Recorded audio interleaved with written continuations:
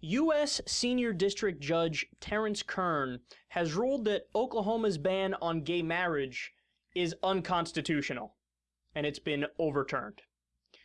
The decision is stayed upon appeal, so gay marriages won't happen there right away. But in my opinion, this is the biggest news on the gay rights front since the Supreme Court struck down DOMA, because you have to realize Oklahoma is a deep red state. It's as red a state as you can possibly get. And just to give you some evidence of that here, Mitt Romney got 66.77% of the vote there. Barack Obama only took home about 33%. Quote, Oklahoma came into being as a state at the height of the era of Jim Crow laws, and it had a large Ku Klux Klan presence in the 1920s. So again, deeply conservative state. And when Oklahoma goes, like they just did, it's over.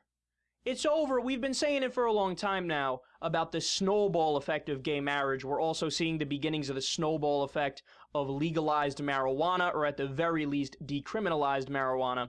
But you can't stop the trend of history. I mean, people know what's right. They know what the right thing to do is, man. 58% of the American people want gay marriage legal on a federal level. It's a common sense thing. I mean, it's just, what, you're going to tell these people they can't have the same tax rights and they have to be literal second-class citizens because you don't approve of the type of genitals they're attracted to? I mean, I can't, and ironically, I can't even imagine a bigger government than that. Because they're just peeking in your bedroom and saying, I don't like the kind of sex you're having, so we're going to rule against you under the law. Well, that's a clear violation of the 14th Amendment. You have you're granted equal protection under the law. And that's the same decision that U.S. Senior District Judge Terence Kern said. He or she, I think it's he, used the 14th Amendment to make the argument. Said, I'm going by this. I'm taking the literal words and I'm applying them, so it is what it is. And as time goes by, Oklahoma's down. I mean, you never know when Mississippi is going to go, Louisiana. I mean, what I think the federal government should do, as I've articulated before, is very simple. You have the Democrats continue to propose legislation to make gay marriage legal on a federal level.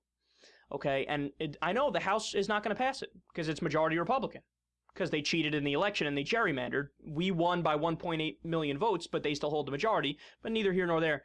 Okay, so they're going to block it, right? I don't care. Keep proposing it. They made you, they tried to vote 46 times to repeal Obamacare, okay?